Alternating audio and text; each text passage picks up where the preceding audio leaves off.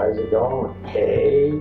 Okay. I'm Katie Uhlmann reporting for Katie Chats at SMITHEE TV in downtown Toronto. I'm here with Nick Mancuso. It's nice to see you again. Welcome back. See you, Katie. Tell me a little bit about what it was like working on Adam's Testament. I honestly had a ball. Jason and Raphael, who created Real Deal Studios, is a whole kind of like made in Canada type effort. Had contacted me, would I do it? And I said, absolutely. I got a chance to play, one of my favorite characters, the devil. And I had a ball. And, and they're a great cast well, if you go to the site, you'll see everybody that's in it. Luke Billick and Phil Moran and Art Hindle But actually, I had fun on this one, and you don't always have fun on these things, but this was fun. You know why? Because it was like a family of people coming together trying to make, a movie that's entertaining, and I think Adam's Testament is going to be very entertaining. We're hoping that hopefully we'll turn it into a web series, but I had a ball with these guys, and we're all friends now, and that's not all the time that you end up in a situation like that. So it reminds me of the old days of the theater, when the actors got together, which is what we did in the 60s, and we just started doing stuff, so that's, so I had a real good time. Great. Yeah. And in terms of playing the devil, playing evil characters. I'm not going to ask you that question, are you? No, I was just going to ask you a technical acting question. Yes. Right. So when you're playing an evil character, can you speak a little bit about your process? And like as actors, you're not supposed to judge the character and whatnot, but how do you get into an evil character? Because you do it well. Well, like I said, there are 5 stages now. Understand, I've done all 5 stages, which is the first stage is the ingenue, the lover. The next stage is the hero. The next stage is the villain. The next stage is the loser, and the final stage is the monster. So I'm playing a monster, and I, like villains, as not that the hero is boring, but and I played heroes. Heroes, you're just sort of standard. You walk in a certain direction, and all that. Then you get to start playing villains. You start getting characters which have got some complication, some subtext to play, and that gets more interesting. When you get to the stage of playing the monsters, and particularly the devil, which I guess the biggest monster there is, it can be a tremendous amount of fun because you tap into stuff that you wouldn't normally tap into.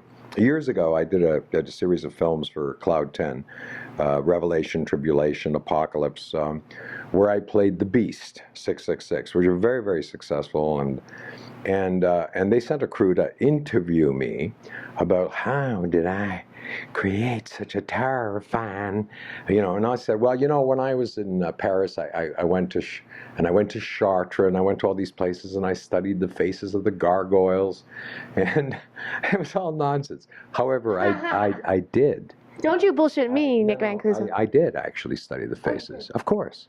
An actor takes from what's around him. So you get it. For example, before I started the devil, and I was looking for the guy's eyes. Right? So actors are like painters. They have to find, this, there. And I was on a street in Toronto, and this total maniac drunk walked up to me and just said, "Hi!" And he was out of his mind. And I looked at him and I went, "Are you the devil?" And I realized it was the devil. The devil was working through this guy. And I got his eyes. I managed to, because he had to have absolutely dead eyes. So, you always aim at something. So, I've been doing this now for almost 42 years. And as I mentioned to you, this year, one of my pictures on the life of Gregory Corso opened up, screened in Rome, and I'm hoping to screen it here in September. It's a picture I wrote. Congratulations. Well. Thank you. And a picture called Born Dead, which I also wrote, hopefully will come out this year. And I did a wonderful film a few months ago called The Performance, Steve Wallace, which is probably the best work I've done in about 30 years. And I'm also a writer. My play, I wrote a play on Frank Sinatra, which we're hoping to go into rehearsal in January in Romania at the National Theater, where one of my other plays is being done. But I love the whole process. You know what I mean? Just not just acting, but acting, writing, creating. Right? It's all about creation. That's what it's about. Why else do it? Otherwise, we just can tomatoes, and you make a lot of money doing tomatoes. And where's the best place for us to find out more about all of these various projects online? You can go just to Nick Mancuso, online on Google, and there's a lot of websites there. There's the Stingray websites, which, by the way, it looks like we're going to have a Stingray conference next year here in Toronto in July. So all you Stingray fans, come out, because I'm going to be there. We're going to show Stingray. We're going to show about 7 to 10 of my films, and it's going to be like this kind of event, and it's being organized by the fans.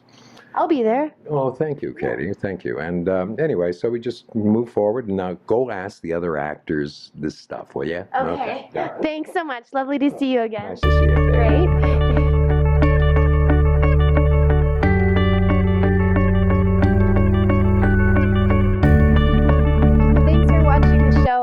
If you like it, please subscribe. Also, when I'm not interviewing, I am an actress, and if you would like to check out some of my acting, you can click here. Thanks again, guys. And I turned myself into one of these guys, He's talking about, having a sandwich there, having a cheese sandwich there, and, I like to, and it's very funny. Because I have to check that out. Yeah, I've done a bunch of these on. You can see them online. I did one called the Brain Floss, about flossing your brain, and it's very funny. But if you go online, you'll find. I need to floss my brain for sure. My brain is in a constant state of unflossed. Yes. I need it flossed every 2 minutes. Yeah.